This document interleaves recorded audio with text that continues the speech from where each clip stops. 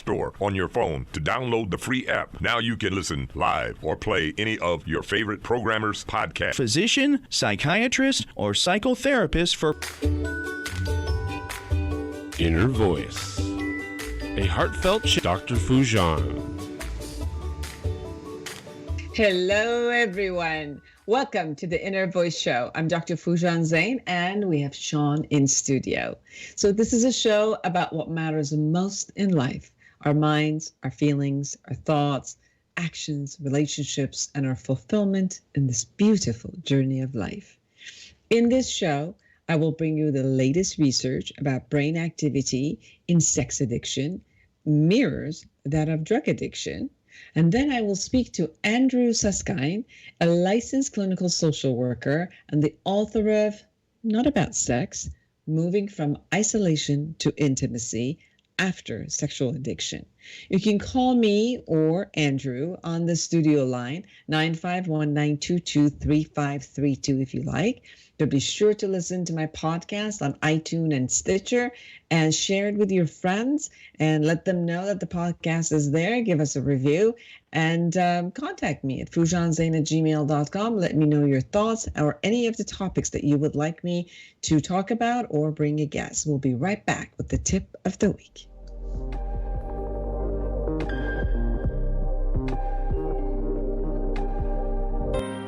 Hello, I'm Dr. Foojan, and I have great news for you. I'm offering a special time-limited offer to anyone who's interested in online therapy or coaching sessions. I've developed the awareness integration model, which allows in only 12 weeks to raise your self-esteem and confidence and let go of your thoughts and emotions that produce depression and anxiety for you. So call today to schedule your online session and save $600.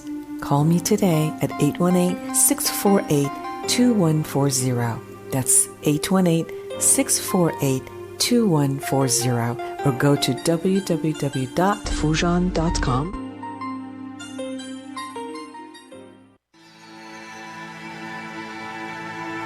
Tip of the week.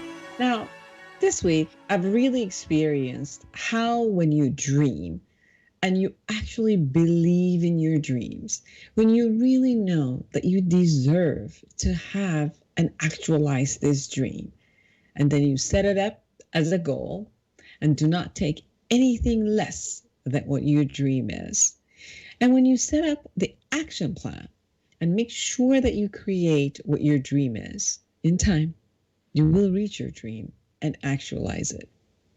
Most of the people that I've worked with have a dream, but either they don't truly believe in their dream or they don't believe in their own capacity to reach that dream, so they keep it as a fantasy, or they don't think that their dream would be actualized because it's too big of a dream, or their conditions and situations are so far away from what they're actually dreaming of, and they'll see like it's not going to happen, or they really did not think that they deserve their dream.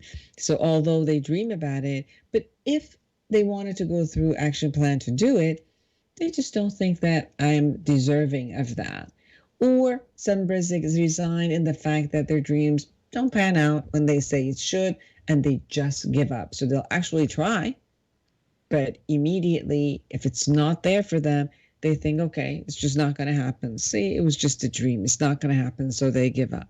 And some people's negative belief about themselves does not allow them to move. But yet again, I keep seeing that when you dream and you know that this is your dream, this is something that is realistic, this is something that you can actualize, this is something that is actualizable, and you put your focus, attention, and it only takes you, your effort and belief. Then from there, you put the plan, the action, and you move forward. And yes, you make mistakes, you might fall, you might go up and down, but as long as someone holds on to the dream, and no matter how much they fall, they keep coming back up and they move forward to create it, the dreams do actualize. So dream, believe, plan, act, and actualize. And I promise you, it'll be yours. We'll be right back with the latest research on addiction.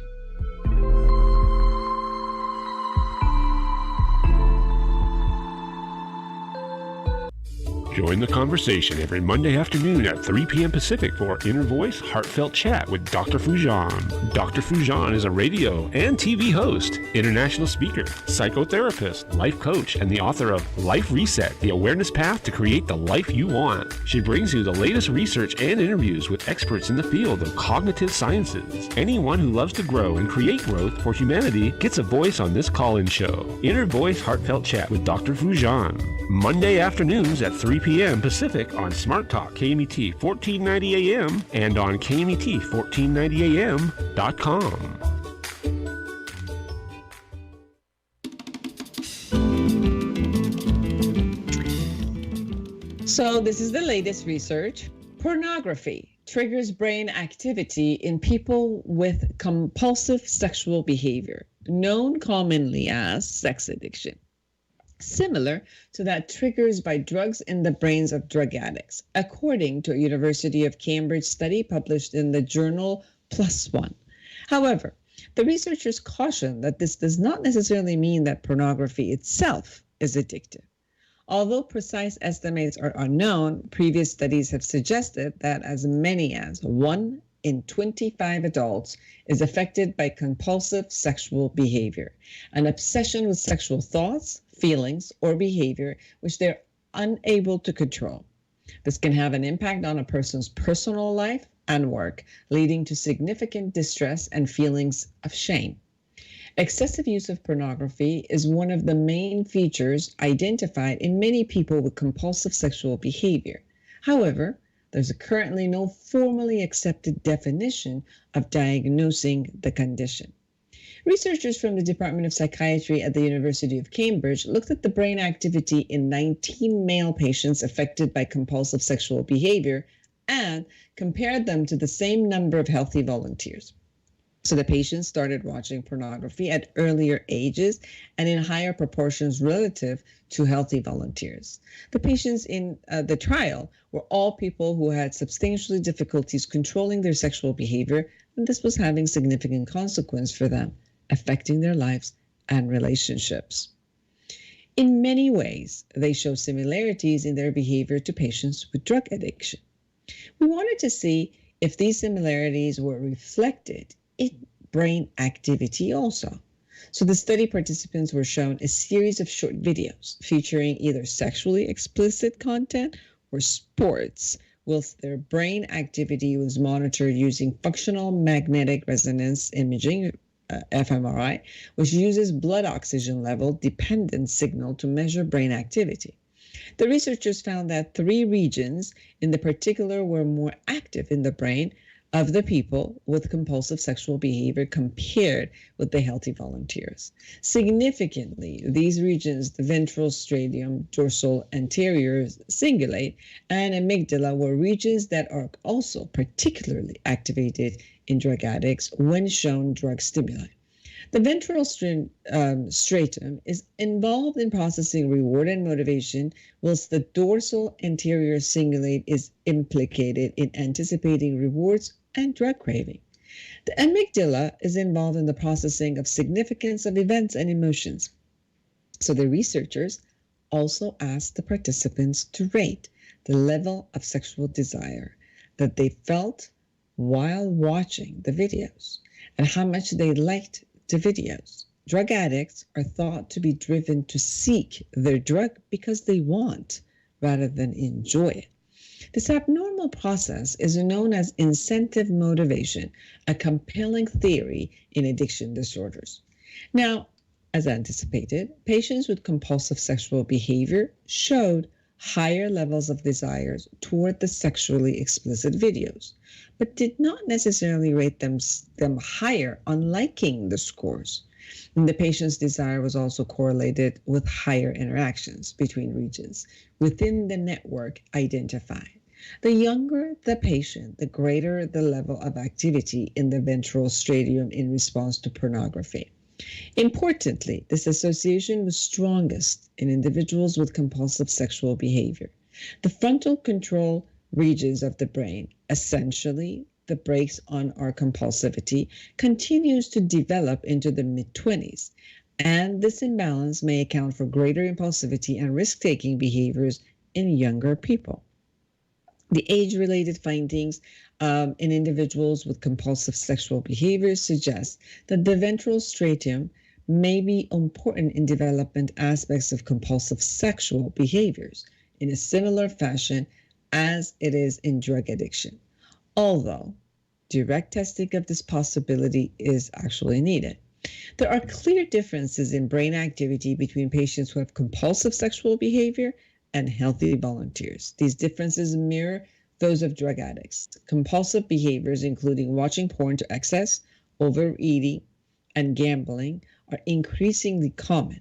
The study takes us a step further to finding out why we carry on repeating behaviors that we know are potentially damaging to us, whether we're tackling sex addiction, substance abuse, or eating disorders. Knowing how best and when to intervene in order to break the cycle is an important goal of that research. So we're going to talk more about this with our guest today. I'm excited to have Andrew Susskind, who's a licensed clinical social worker, somatic experiencing and brain spotting practitioner, and certified group psychotherapist based in West Los Angeles since 1992. Specializes in trauma and addiction. His recent book, It's Not About Sex, Moving from Isolation to Intimacy After Sexual Addiction, which was published through Central Recovery Press in June 2019. And that this joins his workbook, From Now On, 7 Keys to Purposeful Recovery, which was released in 2014. Welcome to my show, Andrew. Thank you so much for having me today. I'm so pleased to be with you. Of course. So, one of the conversations that is always out there, and I keep hearing it, and I've worked a lot with addiction for the past 30 years, different types of addiction. My specialty is not sexual addiction, but I do have the specialty in overall addiction, drug and alcohol. Sexual addiction is one of those addictions that people keep questioning, whether it's an illness, whether it's just somebody's desire, it's a high libido, it's chemical, it's testosterone, and so on. So tell us, is there actually a diagnosis or a condition called sexual addiction? I'm so glad you asked the question, because it's been happening as controversy for years. Hold on one second. Sean, is the voice clear? Because I'm not hearing the voice clearly.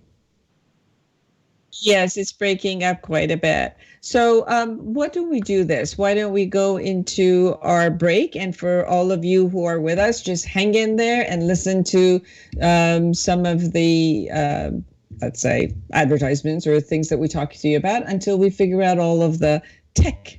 And then we'll be right back.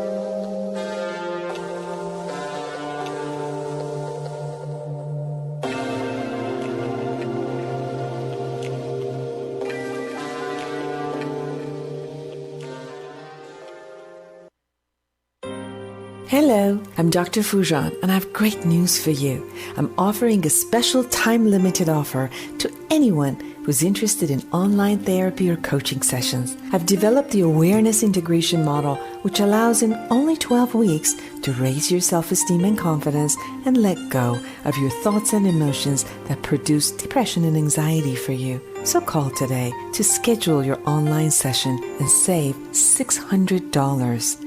Call me today at 818-648-2140. That's 818-648-2140. Or go to www.foojan.com. Dr. Foojan Zeine is a psychotherapist, a marriage and family therapist, and a life coach with more than 27 years of experience. She is the author of the Awareness Integration Model, which has been researched and published in numerous international journals. Dr. Foojan has offices in Beverly Hills, Irvine, and Woodland Hills, California, and also consults online and by telephone. Make an appointment with her today by calling 818-648-2140 or go online to www.foojan.com. That's www.foojan.com. Join the conversation every Monday afternoon at 3 p.m. Pacific for Inner Voice Heartfelt Chat with Dr. Foojan. Dr. Foojan is a radio and TV host, international speaker, psychotherapist, life coach, and the author of Life Reset, The Awareness Path to Create the Life You Want. She brings you the latest research and interviews with experts in the field of cognitive sciences. Anyone who loves to grow and create growth for humanity gets a voice on this call-in show. Inner Voice Heartfelt Chat with Dr. Foojan. Monday afternoons at 3 p.m. Pacific on Smart Talk KMET 1490 AM and on KMET1490am.com. Welcome back, everyone. I'm Dr. Foojan Zeine, and we have Andrew Susskind with us, and we're talking about sexual addiction. And right before we left, we talked about, is there actually a diagnosis or a condition called sexual addiction? Or is it just impulsivity, libido, testosterone, and so forth? Go ahead, Andrew. Let us know. Right. So thank you so much for asking this question, because it's been a controversy for so many years. And this is what has happened recently. I don't know if you're aware, but last summer, the summer of 2018, the World Health Organization finally came out with compulsive sexual behavior disorder as a new classification that they are including in their book that we use as clinicians for diagnoses. And that was a huge decision, because basically what it says is, it says that this is a real thing. This is not just made up. It's not about libido or people having a lot of sex. This is about a compulsive issue that causes people a lot of suffering.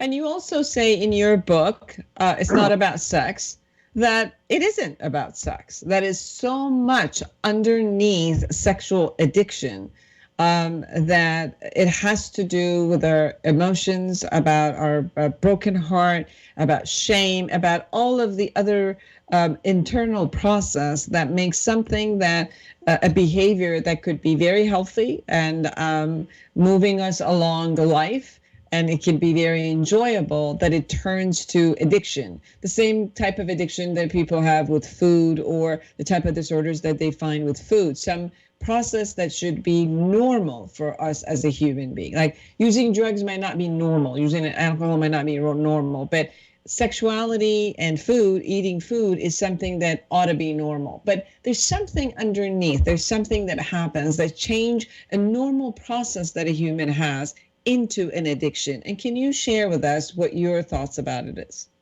Of course. So a few things. What we're really talking about is the kind of brokenheartedness that individuals have underneath, that they're trying to escape or numb or avoid. And so sex addiction, and really like any addiction, is really an attempt to feel better, actually, or to feel less sometimes, or actually to feel more at other times. So whatever is happening, the compulsive sex or the compulsive hunt for sex actually is covering up usually some kind of trauma, could be something that happened in somebody's childhood, some kind of pain, something that is too difficult for them to really deal with. And so they feel disconnected. They often feel like they don't know how to have intimate relationships. And it's really an underlying suffering of intimacy. So some people even call it an intimacy disorder. So when you talk about intimacy disorder and people who have challenges with intimacy, it seems that I'm hearing from you that when a person does not have the capacity or the ability, or they never learn, or they did, but because they got traumatized, this got disconnected, or they never got the type of an attachment that they were supposed to have. Just because it just wasn't available, or that it was available and then something interrupted it, which created pain for them, that it disrupts the normal path of a human being's relationship with their body in the realm of sexuality and with other people in the realm of sexuality. Correct. Right. So what we're talking about in terms of healing, I'm just going to move in that direction. We're looking at helping people who are struggling with this issue to integrate sex and intimacy into their lives in a healthier way. So oftentimes, intimate relationships are really impossible for folks who are dealing with sex addiction because all of their energy is really going towards avoiding intimacy, right? So what we're really hoping is that over time, they're actually going to want connection, because underneath of it, all of us, I mean, Brene Brown talks about the idea of that we're all biologically wired for connection.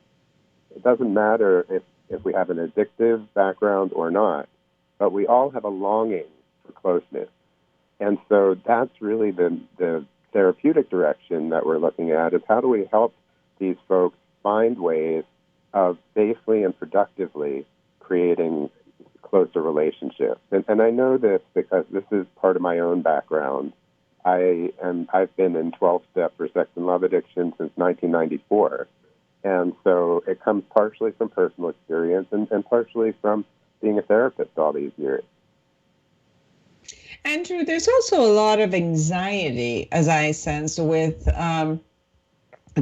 all sorts of addiction and this addiction. So there's an anxiety about or the lack of ability about that type of closeness. So there's an experience of feeling empty, feeling anxious, feeling shame inside.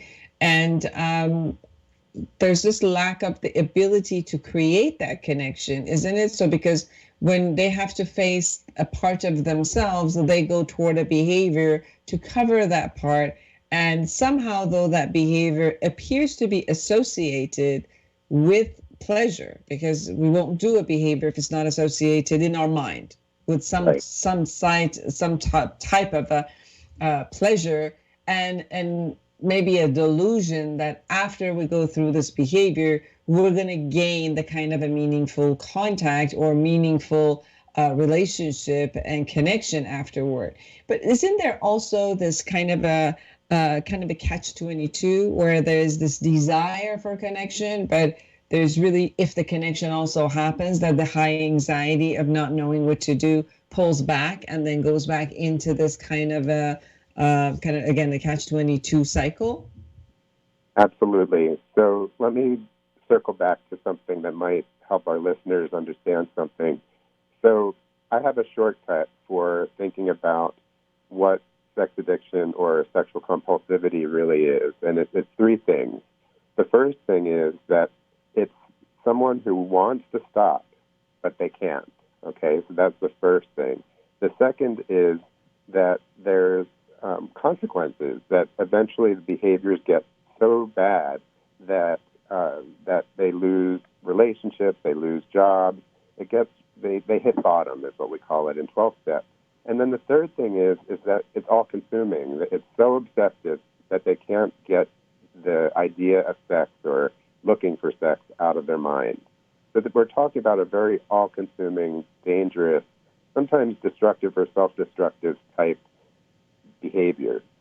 And so I agree with you. There's always going to be a lot of anxiety, a lot of difficulty finding ways to get close to others because that's all new territory for them.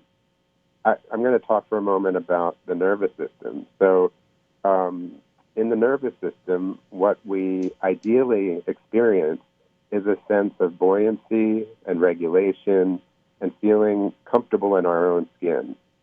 And addicts in general, but certainly those dealing with sexual addiction, feel dysregulated. They don't feel comfortable with who they are. They don't feel comfortable with relationships. They feel oftentimes either disconnected and depressed, or sometimes they feel rageful and highly anxious, even panicky, right? And so what we're trying to do as therapists or as clinicians is how do we help them slowly find their way to a place of regulation inside of themselves where they're more comfortable in their skin. And so it starts oftentimes in the therapy room. The therapist is actually a mutual regulator, so to speak, for the client to start to experience somebody who's trustworthy and somebody that they can rely upon. And it doesn't matter whether it's a therapist or a sponsor or a coach or a pastor. It could be anybody that they feel they can lean on and really know that somebody has their back. But we're trying to move them from their island, from feeling really isolated and disconnected, to feeling more a part of things and that they can trust others one by one by one. And actually, I believe that relying on reliable people is one of the greatest anxiety reducers. So yeah, I'm hearing this. Can I suggest something I'm hearing from you? And I just wanted to make sure that I'm hearing this and the audience are also hearing this. And if not, then shift it for us. Am I hearing that you're saying that if a person who supposedly has sexual or diagnosed with sexual addiction or some sort of sexual compulsivity, that if they have and create, let's say, a great relationship, which is deep relationship, that they feel comfortable with someone, that they could be heard, they could be seen for who they are, and you're talking about not a non-sexual relationship, because you were talking about whether they create this relationship with a therapist or a counselor. So if a person has the ability to create this type of a bond with another human being and they're seen, then their anxiety will subside. And yes, I agree with that. But does that also bridge, and you're suggesting that would also bridge to the side that if their anxiety comes down because they have a fulfilling relationship on one side, which is a platonic relationship and non-sexual, that it also calms down the complex aspect of their compulsivity and their desire and their addiction? I do believe so. I've seen that many, many, many times. It's hard work, because if there's really a terror of intimacy, I'm not talking fear of intimacy, I'm talking a terror of intimacy, it has to be very, very gradual. And so, for instance, I agree with you, romantic relationships usually are off the table for a while because it would be too overwhelming to try and get involved with somebody romantically right off the bat.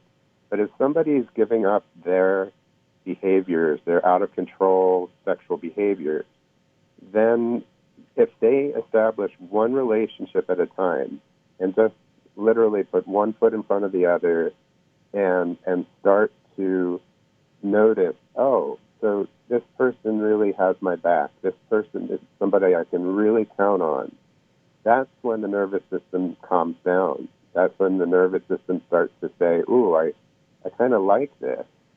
I don't know what to do with it yet because I'm not used to it. But you're right. It's just one person at a time. Sometimes it's having a pet, literally a pet that you can count on and that you can take care of, that also regulates the nervous system. So there's all kinds of different ways to help move towards more emotionally reliable relationships. But yes, it takes a lot of time, and it's about building blocks. So there is this part that you said that again I'm hearing you say, and I've worked with addicts that the pleasure that gets created, assumable pleasure, that it gets created by the use of that behavior, whether it's sexuality or drug use or any type of addiction, keeps pulling them into that behavior. Although there's a lot of work that is done. And what I've seen with addiction is that when they do have a support and they are able to dissociate the concept of pleasure with the short-sighted behaviors toward adding that type of an association of pleasure to a different type, such as a meaningful relationship, which at the beginning they don't know what it is, and it might be awkward at the beginning and it might be anxiety producing, but as they feel comfort in it and they get a little bit of feel of this, then they can associate now pleasure to this other type of an experience. But there now has to also be a bridge into, can a platonic relationship shift, or is there a place that we could bring these two together in their work on themselves? Because I've seen people who have great relationships in some sort, but it's almost like completely dissociated from another part of them, which has to do with their addiction. So they have split off types of relationship. Like they can have had an amazing relationship with their family, but they can't have, when it comes into a romantic relationship, now this has a whole different field, as if this is a whole different genre with its own boundaries. Do you see this type of a split when you talk to people or work, or is it mostly you believe that regardless it's the same spectrum, that no matter what, if a person really experiences true, authentic intimacy and closeness and attachment with another human being, that ultimately they can take this and bridge it to all of their relationship, including romantic and sexuality? Right. No, I think it's a great point. And what I have seen is it takes a lot of time. I think the reason why 12-step has been so popular all these years is because it's an automatic community, and generally somebody gets a sponsor, which is someone that they admire and they want to work the 12 steps with. And, there's not a one-size-fits-all when it comes to healing from compulsive sex. So I want to make that clear. There's not one way that it works best. But what I've seen and what I believe is so important is to start feeling that sense of trustworthy people in your life and that sense of, oh, I'm not alone in this. I can really lean on others. I can ask for help, which is huge. And to find ways of, establishing relationships that are really safe, that feel really nurturing, and that are in their best interest when it comes to whatever kind of healing path they want to take. I just wanted to add one other piece to this that I think is really important. I don't always call it sex addiction, because it doesn't matter whether we call it sex addiction or compulsive sex or problematic sexual behavior or out-of-control sexual behavior. What I wrote my book about is really the idea that when people stop the behavior, that's the starting gate. That's really where people start to look deeper inside and look at issues like grief and shame and narcissism and nervous system regulation and boundaries and all that good stuff that they really, in some ways, are delayed. They haven't learned them earlier in life and are learning them in recovery. And so I agree exactly with what you said, is that I believe that by creating some foundation of relationships that feel more nourishing, that feel more healthy, that eventually, and I'm usually talking about a year or two after they get sexually sober, to consider romantic relationships with some coaching, with some people around them that can help them through it, because it's usually very foreign territory. Wonderful for clarifying that, because I also have had the experience working with addiction, that the behavior, while the person is doing the behavior, there's so much that they could do. But ultimately, the real work on someone, people work on themselves after there is a possibility of saying, that's it, I need to stop. I need to get help and I need to stop. Now, people who get to a point of I need help, they're not necessarily getting help to stop. Most of the time, they're still kind of bargaining around, do I need to stop or can I have another quick fix in doing it another way?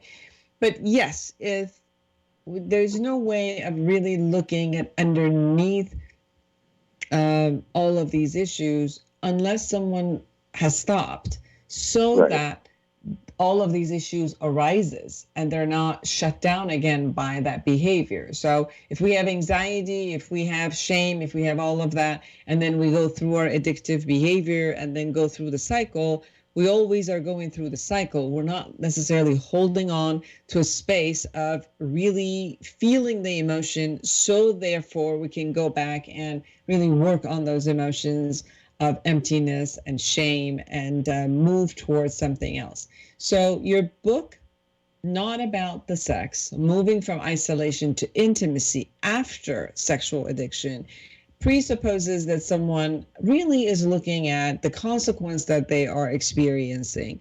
One, maybe sexual diseases, legal action, their marriages, their relationship, and more than anything, the emptiness that they actually feel inside and the depression and anxiety that gets created by that addiction, that they get to a place of saying, you know, I'm done with this and I deserve to have my sanity back, in a sense. And from there, there's a whole different process that begins, which is recognizing what's underneath and attempting to develop a relationship, which is a platonic relationship, but just to experience the closeness, attachment, and intimacy in a safe way, so that they can, the anxiety calms down and they can have a little bit of an experience of what that even is like before they can also bridge that into their relationship, romantic relationship. Is that what I'm hearing from you? That's absolutely correct. I want to add to that some of my clients who come in to see me who have stopped the behaviors really are starting to learn things that they didn't learn as little kids. I mean, sometimes I feel like I'm talking to very young children, and these are people in their 20s, 30s, 40s, etc., because they're making up for lost time. And so oftentimes I call it reparenting, that when a client comes in who hasn't learned certain life skills as a kid, whether that be boundaries or whether that be learning about how to trust people or how to ask for help. I mean, very basic things. That's really where we start. And I think what you said is right on, because these are folks who really are still suffering. I mean, I always say that the starting gate begins when they've stopped the behaviors and admitted that there's a problem. That's where the real hard work begins. Yes. So the work, as I hear you, and you stated in your book, in a sense, it takes about a year or two after they make a decision that out of the impulse that they will not go and have that sexual behavior, whether it's with another person or pornography or any type of a sexual behavior that they have that covers or shut down their emotion. And that after that, not only that for a short term, they might have created some sort of a pleasure, but it turns into shame and guilt and sadness and really putting themselves down and more consequences. At that point, when they finally make a decision that I need to get help, it takes about a year, or year and a half, or 2 years. And it does take to create that relationship with someone such as a psychotherapist or a counselor, AA, the community that can support, friends that can support. And this way, the person, in a way, tries to find themselves and who they are. And then from finding themselves and into a relationship which is healthy, then they can move forward with that. What are your suggestions also for people who are, and I know you have a workbook that you published 2014, which was 7 Keys to Purposeful Recovery. And what would you be able to say to our audience about people who are also in the bargaining stages? Like, they know they get the consequences. At times they fall into that and they go back. And I say this because, the concept of bargaining around this and relapse is something that we all know that happens in addiction. So what would your suggestions be for someone in that stage? Right. When somebody is still bargaining, I would ask a few questions. One of the most basic questions is, what is it that you really want? What do you want out of your life? What is it that you want from this point forward?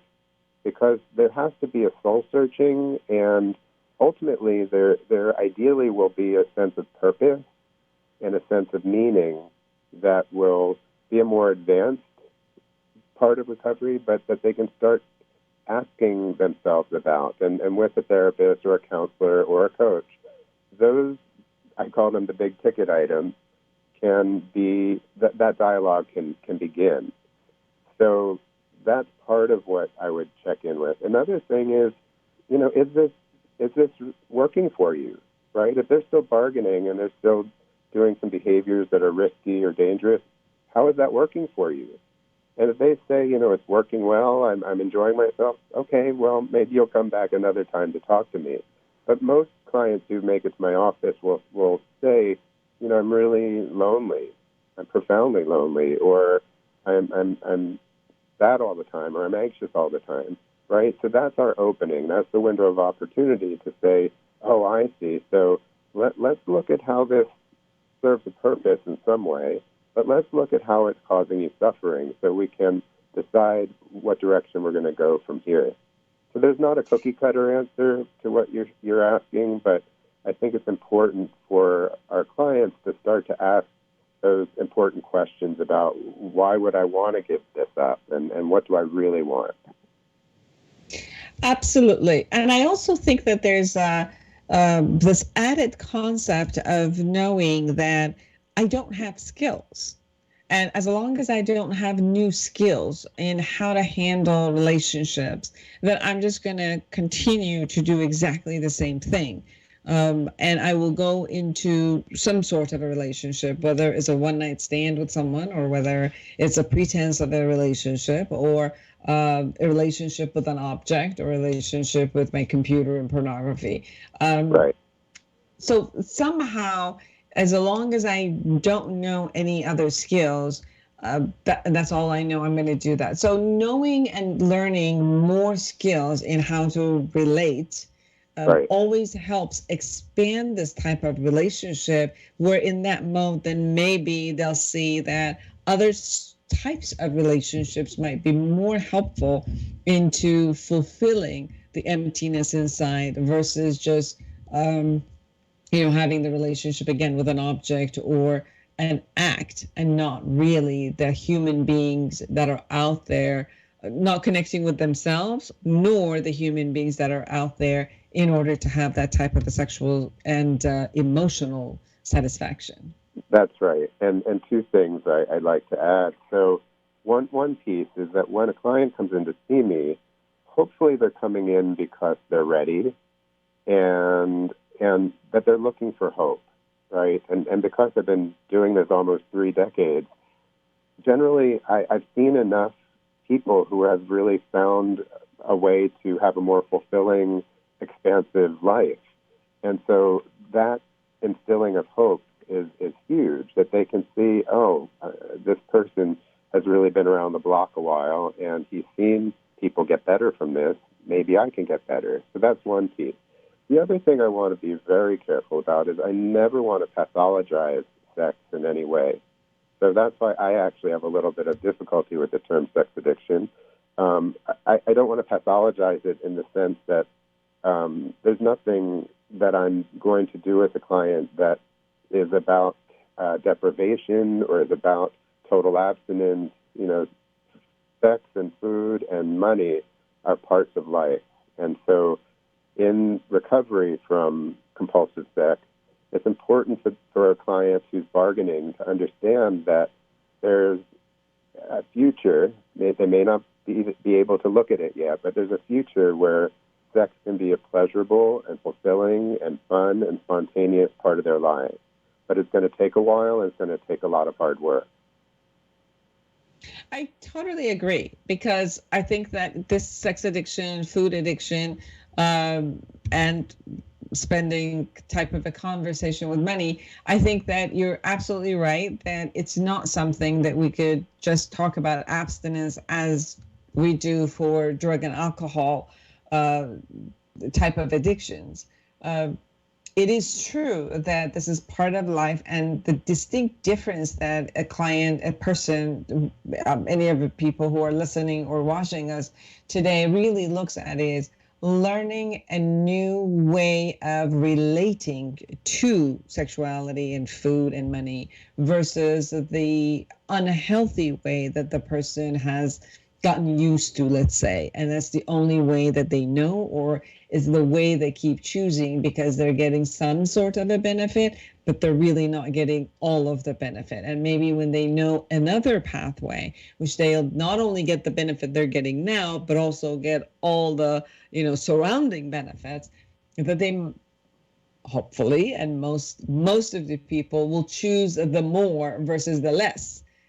If you know that you can gain so much more with relatedness and all of it, then you wouldn't want to settle for less of just compulsivity with a minor concept. It must be that people either think they can't get it, or they don't know how to handle it, or they don't deserve it, and all of some of the above and more for them, and not having the skills to be able to do that. So having the knowledge that more is available actually, and in these cases they might not do this behavior for a while in order to gain the other side, but at one point they can bring some of the behaviors that they have into a system that could be healthy for them. That's beautiful. I couldn't have said it better. That's exactly what I would say, that we're really presenting an idea that they can have a more satisfying, fulfilling life in general. And I often say that I'm holding that intention for them. They may not be able to grasp it themselves right away, but that, yes, we're holding the intention that sex and intimacy and life in general can be more enjoyable and more satisfying. Yes. So everyone, please go get the book. It's not about sex, moving from isolation to intimacy after sexual addiction. Andrew, how can people find you? Well, they can find me on my website, which is westsidetherapist.com, and that's all one word, singular. And the book is available on Amazon, Audible, or Kindle, so all kinds of options. Beautiful. 1 minute of something that you haven't said and you really want our audience and listeners to know about your book or about your work, something they need to know. Sure. Thank you. The book really is a passion project. It's something that I had been thinking about for a long time because I've been in the 12-step rooms for 25 years and I've been a therapist for 28 years. It's really based on a lot of experience with folks in my therapy practice and in the 12-step rooms who are sober, sexually sober, but still suffering. And so I came up with all of the topics in the book to really help those who want to have more fulfilling, expansive lives. And I've been told that it's not only applicable to those in sexual recovery, but also all kinds of addictions. Folks who are in recovery from various addictions seem to be gravitating towards the book as well. So I'm really pleased with how it's been unfolding. I also would love to suggest for people who are married and are in a relationship, but are doing sexual or behaviors that are out of integrity within the marriage, to also read this book, because I think that many people associate sexual addiction only with people who are single and having promiscuous kind of relationship and one night stand and from here to there and they can't stand it. But there are a lot of people who supposedly are in intimate relationships. They're actually within the structure of relationships and they still have those type of, they have sexual addiction.